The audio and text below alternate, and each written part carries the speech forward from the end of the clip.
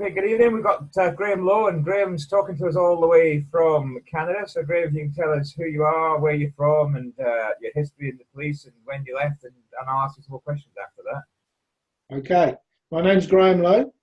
I first joined the police in 1975, and my first force was the Royal Park Constabulary, which had just been formed at that time, and we were the first of the recruits into the force. After 2 years with those, I then transferred to the British Transport Police on the London Underground, and I served on the British Transport Police for just under 2 years, and I then joined the Ministry of Defence Police in 1980. My first posting was Wethersfield, which was then RAF Wethersfield or USAF. I was there for just under a year before I was then posted again as they pulled the complement from Wethersfield to Permy Westcott. From Permy Westcott, I was there for just under 2 years, and in 1983, I transferred to AAC Netheravon, and we covered the whole of Salisbury Plain. It was basically you were a unit beat police officer there. I stayed at Netheravon until 1990, when I was seconded to Force Headquarters for 1 month to assist on the IT department as I was a computer programmer. Wow. I was involved in several projects, and I never escaped from HQMDP. As compared for a lot of people that went there on secondment. So I remained in HQMDP, and I was the programmer and developer of the new crime and information system, which turned out to be an intelligence system as well, which was developed by me and DCI Terry Alder. And I ended up by being a project manager on that one. I then moved on to a new project. I then took voluntary early severance or retirement from the force in December of 1996. And that was my police career, and I loved every minute of it. Right, okay. And what have you done since then, Graham? So, since 96? Well, since 96, the shock of actually leaving the force and the family and what I'd been used to since, well, 1973, really, was quite a shock. And I then took 2 months to gather myself. I improved on my home and did a lot of work on my home. And then I sat down and started to think, well, what qualifications has this boy got? Yeah. What can you do? What's the next step? Yeah. And there was nothing there like you guys are fantastically doing to help somebody decide what their next move could be. Yeah. I was lucky. Because I'd been in the IT world, because I'd developed the new crime information system, I'd worked with a lot of outside consultants. Basically, they come in and looked at the system, and they were very impressed with it. So I was kind of headhunted. Right. I was asked to join a team with what was then the Ministry of Agriculture, Fishery and Foods. Right. And would I join that team and help them to discover whether they had a millennium bug problem? And that was from 1996, and I remained, once we started checking their systems, and they had 32 computer systems. Right. And we found that each one of the 32 systems would indeed fail on the year 2000. Right. So it was then, we then were set up with a big project, and I became the project manager with 16 consultants working on all these 32 systems. Yeah. To reprogram them so that they wouldn't fail on the year 2000. That took me up to 1999, and from there I was again asked to go and help the Welsh office do the same thing. Right. They had some communications issues, so I resolved those issues, and I finished that in 2001. Right. I then went back to what was now the Department of Environment, Food and Rural Affairs. Yeah. And I headed up a project there to move their systems to more web-based systems. In 2003, my then wife won a scholarship to to go to Vancouver University to do a PhD. Hmm. So we decided to come over here, and unfortunately the marriage failed, but I decided to stay in Canada. All right. Okay. And I carried on. We're doing web design, web development, computer programming, and unfortunately, 3 years ago, I was diagnosed with COPD, and my health has failed a fair bit since that time. Hmm. But the last 3 years, and I've just finished, I was the director of manufacturing for Northern Quinoa Production Corporation, Wow. where I actually went into the corporation and developed their manufacturing side. Right. And now I'm retired. You've actually retired I've actually retired. I've been forced to by my health. So I built a lovely little workshop with a lathe and all of the wood turning and wood making equipment, and Yeah. that's what I'm doing. All right. If I can take you back again, that's a fantastic history, and we will talk about the skills, the transfer of the skills later on in the interview. But a word that I picked up, well, a couple of words I picked up at the beginning there when you said once you got over the shock, and you Yes. mentioned 2 months. Are you able to kind of let our viewers kind of what you mean by that, and why it took 2 months to get over it? Well, I think that all police officers, it's not a job, it's a vocation. And we do it because we want to do it. We do it because it's in us and it's part of us. Yeah. When you come away from that family, it's a shock. Yeah. You are pretty much institutionalized. Hmm. Because you've done that job, you've been told what time you're going to be on duty, what time you're going to be off duty, where you need to be, what you need to do, and how to do it. Yeah. You know all of that. But when you get to that day, when you say goodbye to all your colleagues and you walk out of the door, Yeah. you no longer have that. Yeah. It's No, I not agree. there. It doesn't exist. And it is a shock to the system. Yeah. It's very difficult to think, well, what the hell am I going to do now? I've just got off the roundabout. Yeah. I'm standing here and the roundabout's still carrying on, but I'm standing here. What do I do with myself? Yeah. What skills do I have? Hmm. What is in the job market? What can I look at? Where can I go and look at it? How can I, what's my next move? Yeah. And a little bit of panic sets in initially.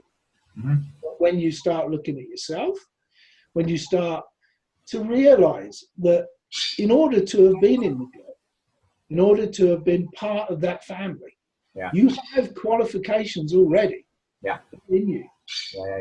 Yeah. You have trustworthiness. Hmm. You're reliable. You've proved yourself to be honest. Yeah. So they're just part and parcel of those things that you come out of the job with. Yeah. Or the qualifications you don't know you've got.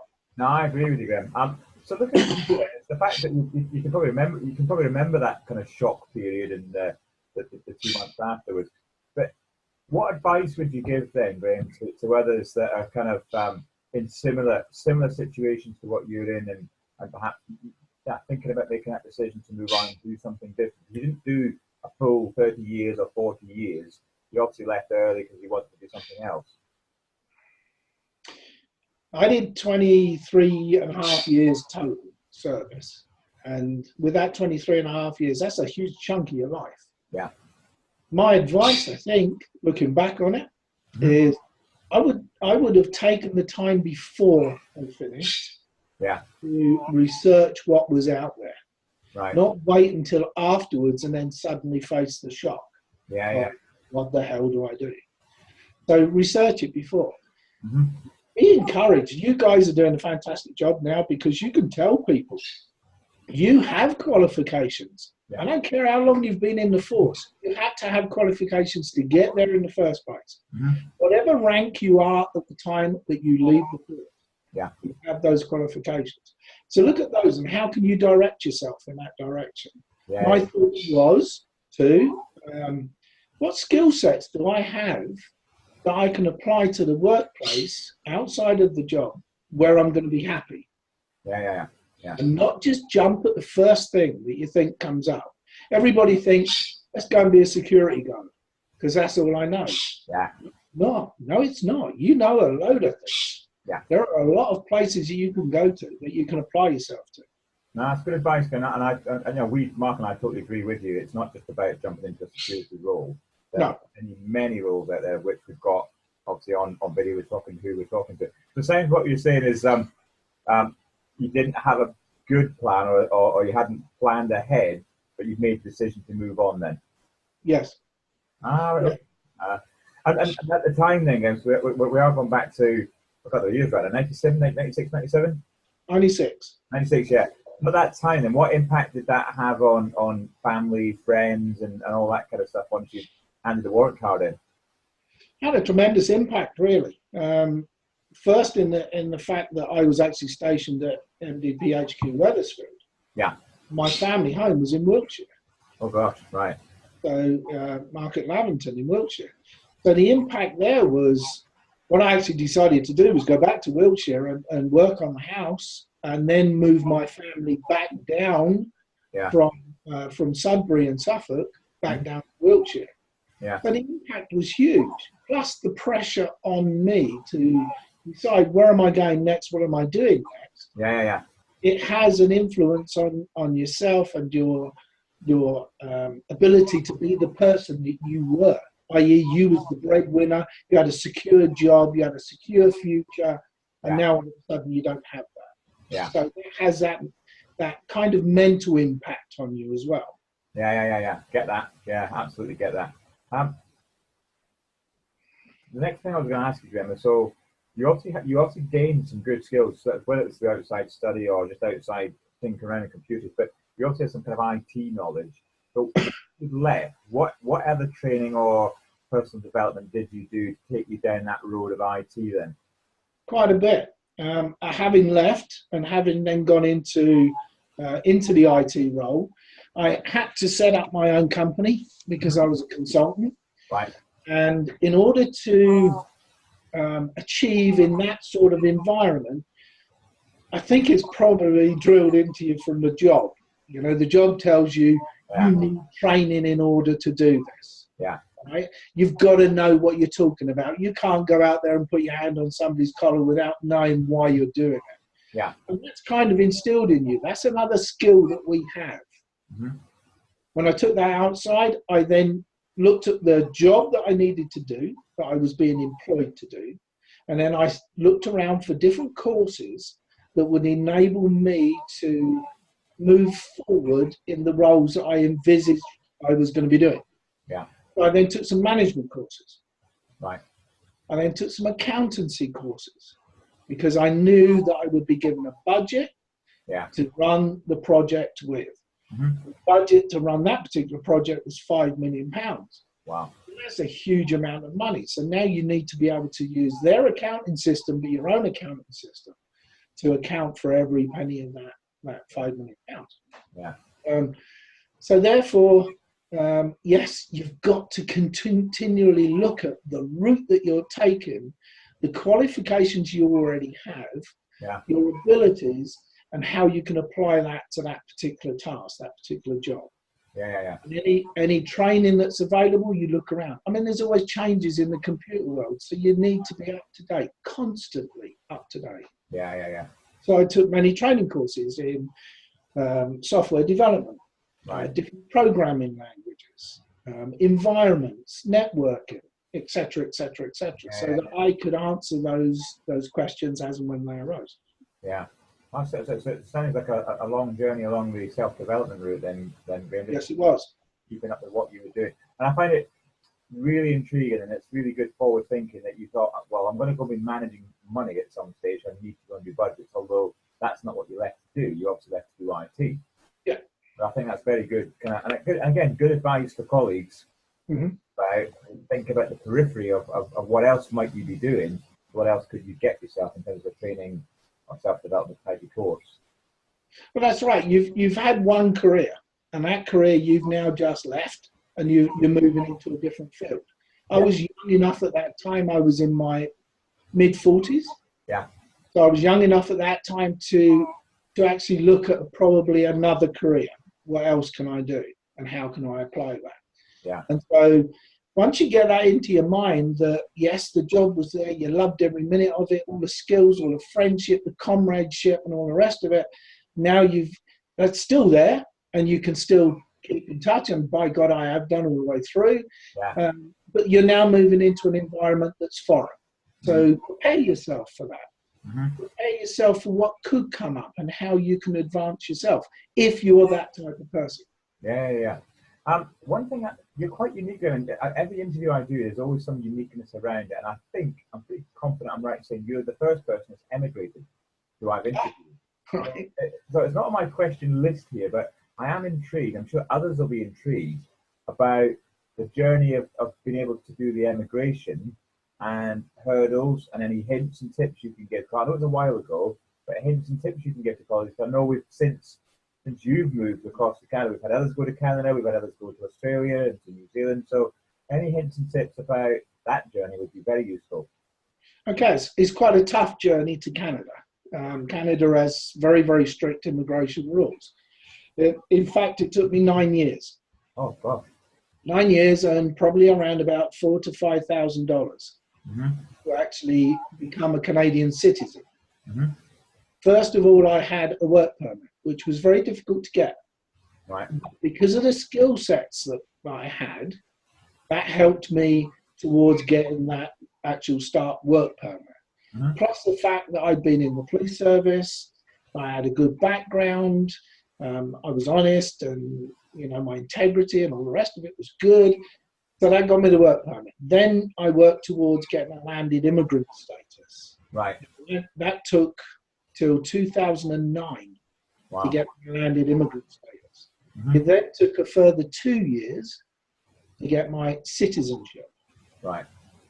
Which I was determined to do because I decided my new life was in Canada. Canada had so many opportunities to offer me. I had so much to offer Canada as well. And it's a beautiful and lovely place to live. Yeah. I have been there. So I've been to Ottawa, so I know exactly what you're saying. It's a beautiful place. Well, I'm lucky to live in the Rocky Mountains. Wow. And I live in a place called Williams Lake, which is in what they call caribou country. And we live up a mountain. There's about 3 foot of snow outside at the moment. And it's just a beautiful part of the world. Trees all the way around the house. Yeah. Fresh air. Fresh air, yes. And not so much traffic.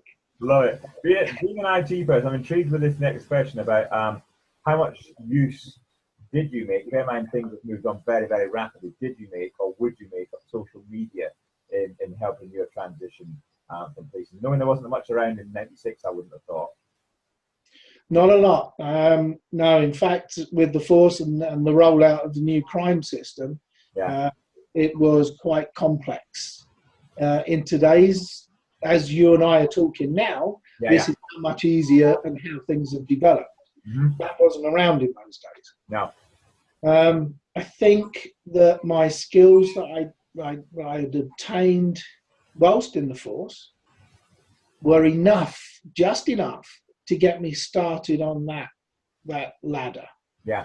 As I said before, it's really important that you look to the future and look to see how you can advance yourself and move forward.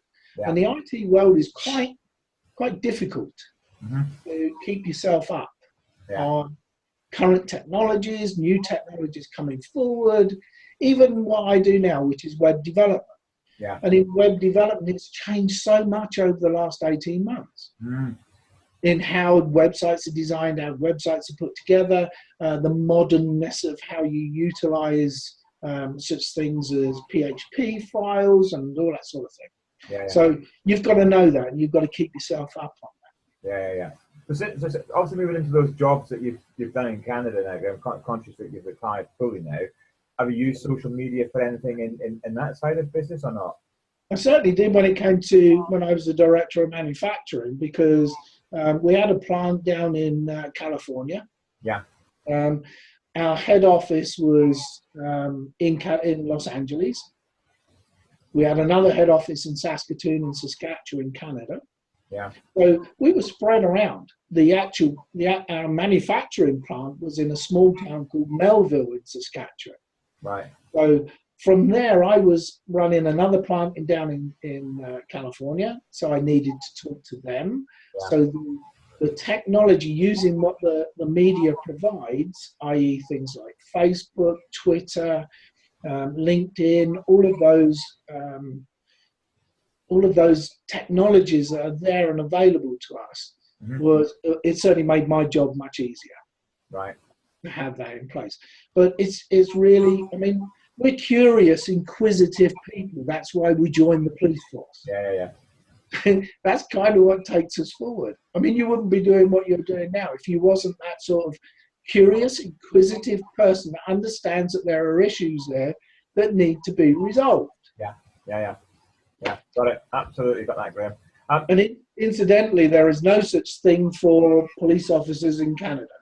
That's interesting. So I've got a colleague who I know very well in the Royal Canadian Mounted Police, but I know there's a different tiered system of policing over there as well, with your town, your province, and all that kind of stuff going on. So we've got, interestingly, Graham, you say that, we know the hits that we've been having on the site, and we know where they are in the world.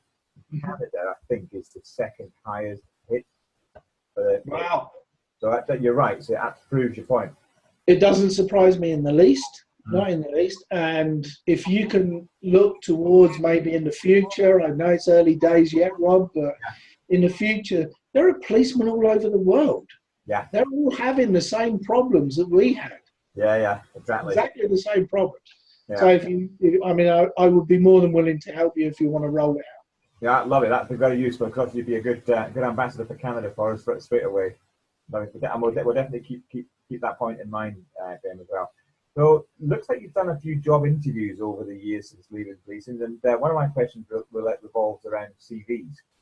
Yes.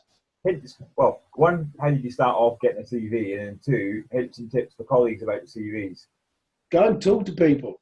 That's the most important thing. What I actually did when I left the force was I went to my local college, and I spoke to the guys at the college and said, "Is there anybody here that can help me with how CVs are put together, because I don't know."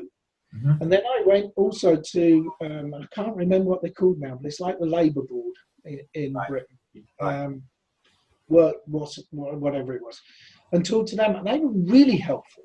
And they sat down with me and said, "This is how you need to lay it out, show your experiences, etc., etc." However, that's changed tremendously from those days to today. Yeah.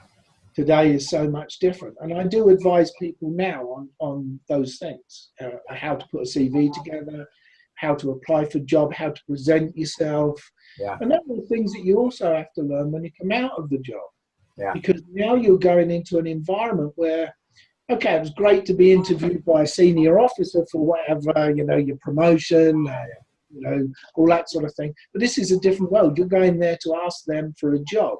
Yeah. But you've got to remember too that when you go into that interview, you are presenting yourself, but they have seen something in you that they need. So I found that during the interview process, what I would do is I would know before I went there, what do they need? Yeah. How can I, as a person, give that to them? Yeah, I like that, guy. I've not heard that before, and I hope you don't mind. I'm taking a note about that. What do they need is a really, really good point. Yes. Yeah, you know what you need. Exactly. But actually, it's twisting that around and actually thinking about what does the employer need from me that I've got for them, and that's a good way of looking at it. I like that. So thanks for that bit of advice there, guys. That's a good one to pass on to my colleagues. So in terms of skills and competencies, then, Graham, I'm conscious you've been out of policing for a while, but you've certainly been on the front line for a long time since then, doing other industrial stuff. So, and you know what cops have gone through. What skills do you think are the kind of top 3 skills have cops got that are in demand outside of policing, in your view? I think number 1 is discipline. Right. Number 2 is honesty and integrity.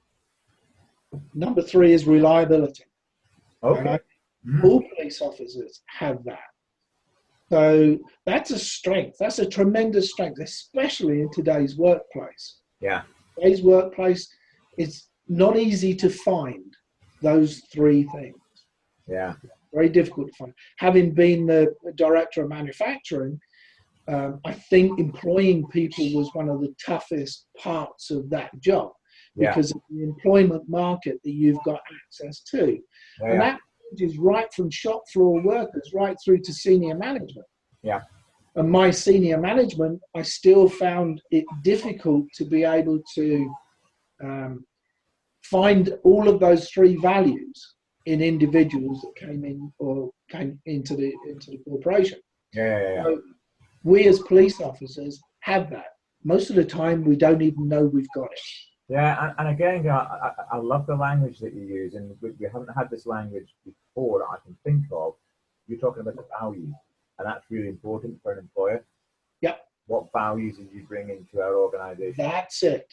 And that's what they're looking for. They're looking for those values. The experience, you can train somebody. You can train somebody to do a job. But if they have those values, that's the start. That's the bit you want, because now you know you can train those people. Yeah. One for me to do a blog on. I think I can see this one coming out already. Good. In terms of, again, I'm going back, Graham, for when you left, 96. So what financial advice did you get, if any? And I suspect it isn't a lot. And then, again, hints and tips for colleagues. What advice do they need? You've seen other people obviously go through this thing that we've all been through. Yeah. I had no financial advice whatsoever. None whatsoever. Most of us coppers have got some intelligence there. So you understand that you're leaving something. You're not going to get that pay packet at the end of the month. Yeah. It's not going into your bank. It's not going to be there. Yeah. So my plan was to put enough by during that time before leaving the job to have a 6-month income based on my circumstances at that time. Right. Okay. It didn't take that long. I was back in work after 2 months, but I planned to either I would need training or I would need to support myself in some way or another. Yeah. For at least 6 months. Got it.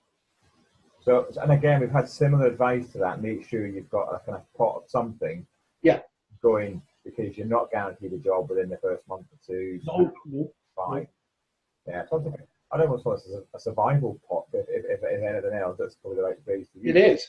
It is. So again, good advice. Again, the fact that 6 months survival pot is really, really good. Well, in terms of, again, we'll go back to the job interviews. But sorry for bouncing around here again. But in terms of job interviews, you've been to a few.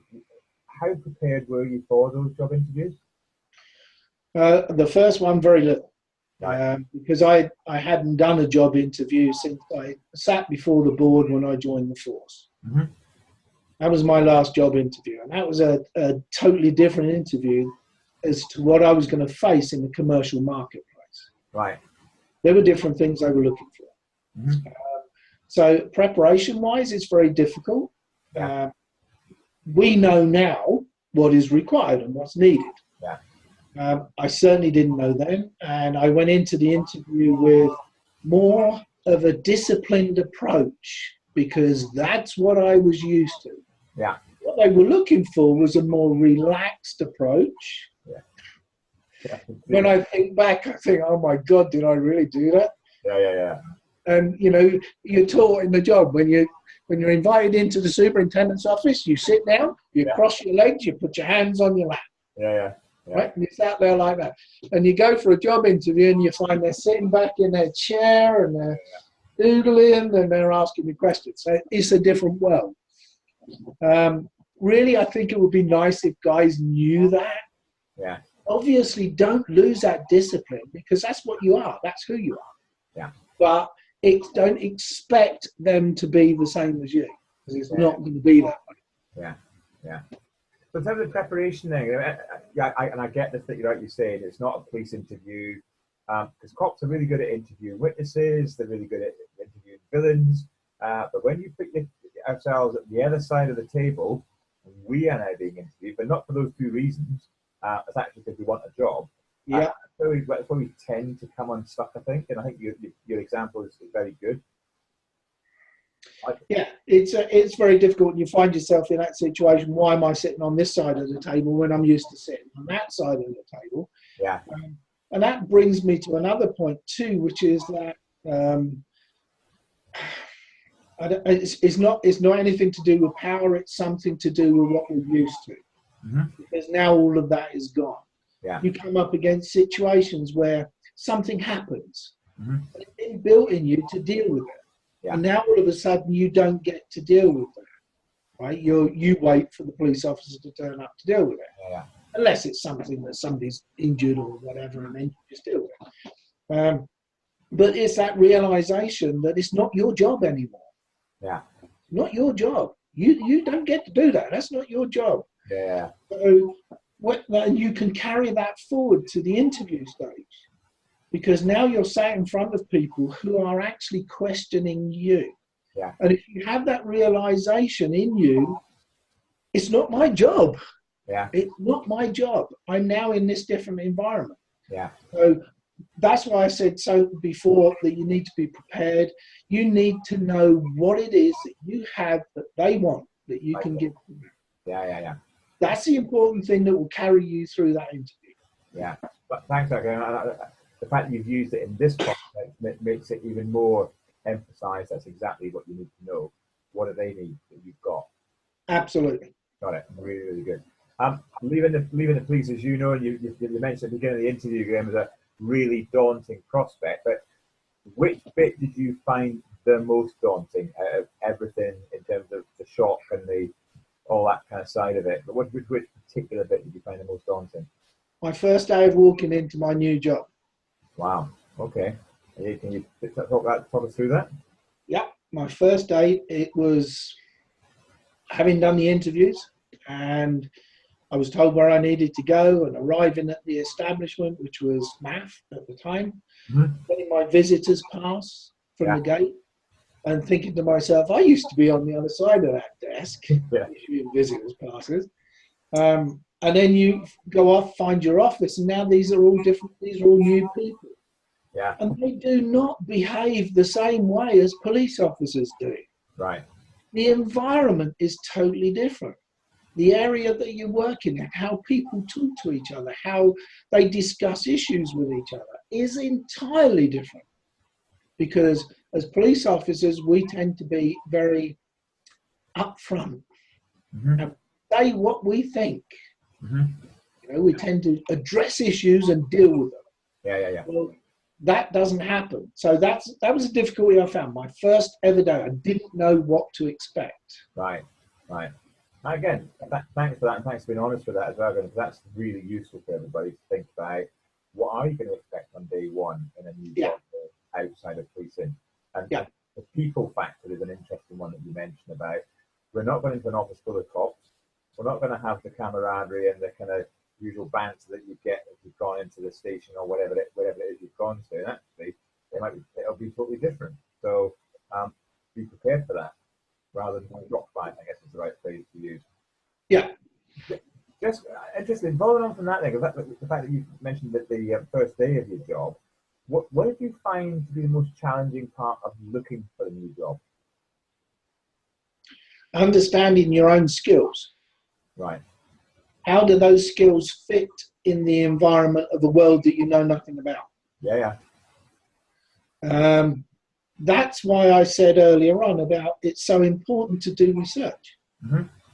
Yeah. You're moving into an environment that you don't know anything about.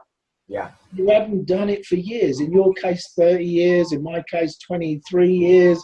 You know, it doesn't matter. You haven't had to do that. And now you're moving. And even if you did before you joined the force, it's now a different world. It's moved on, boy. You was back there, and this is now, you know. So, the preparation. It's the preparation side of it.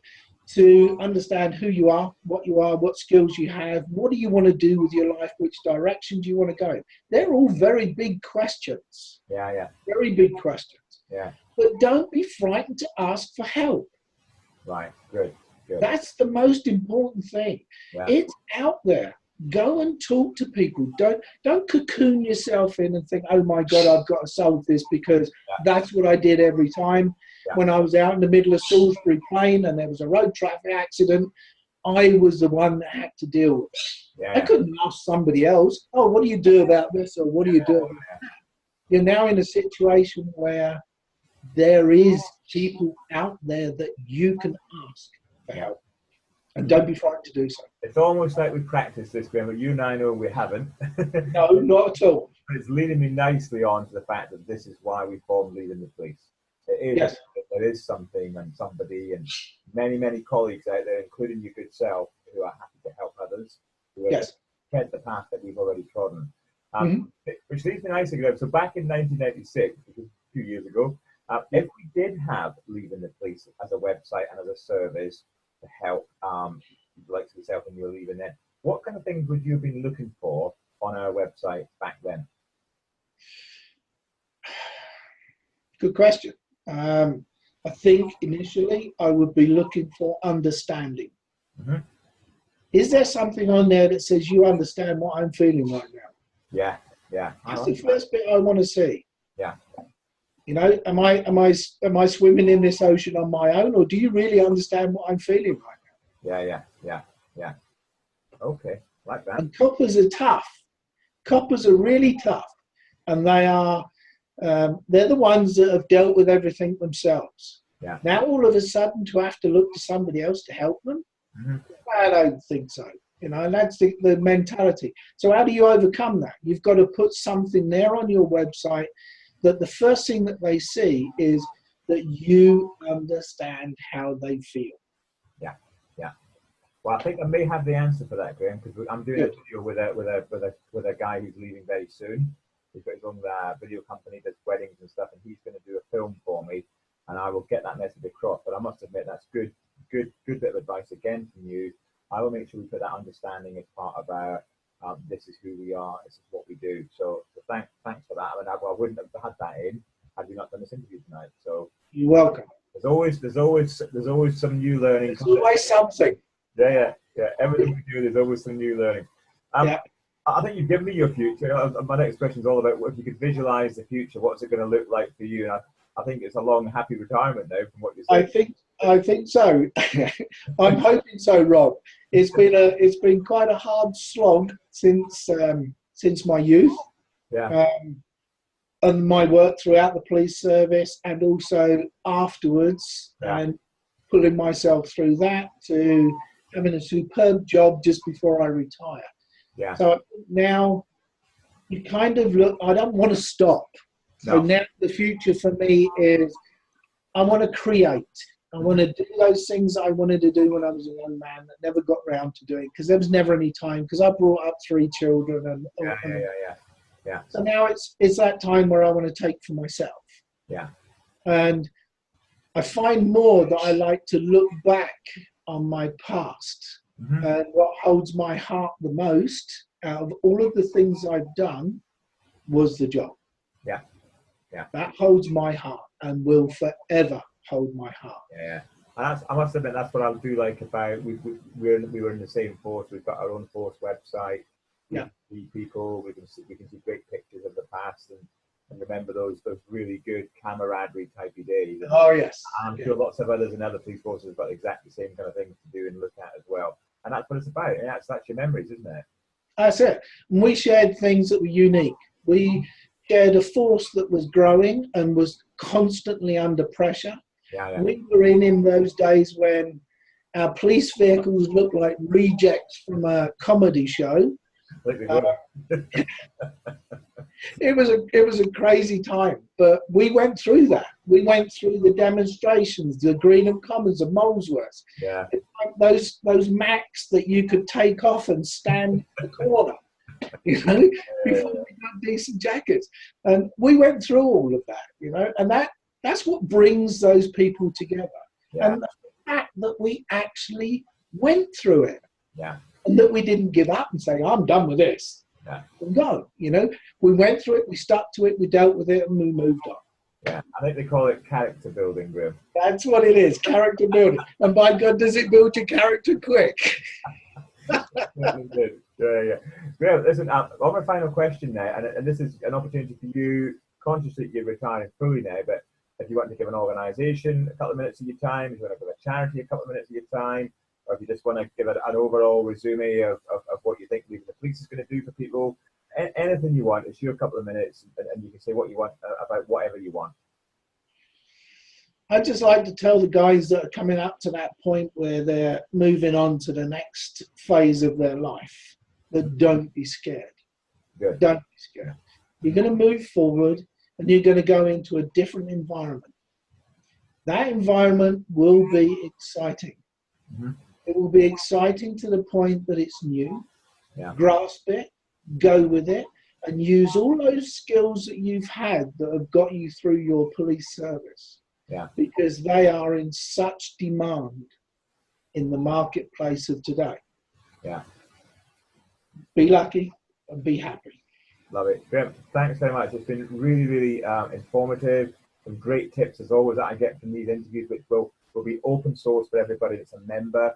As I mentioned to you at the beginning, interview membership is going to be free from now on, and the colleagues will find that out as they pick up the video and our messaging as well. I'll come off air now. I'll just have a quick word with you once we come off air. But thanks so much, Graham. Really, You're welcome. interview. Thank you. You're welcome.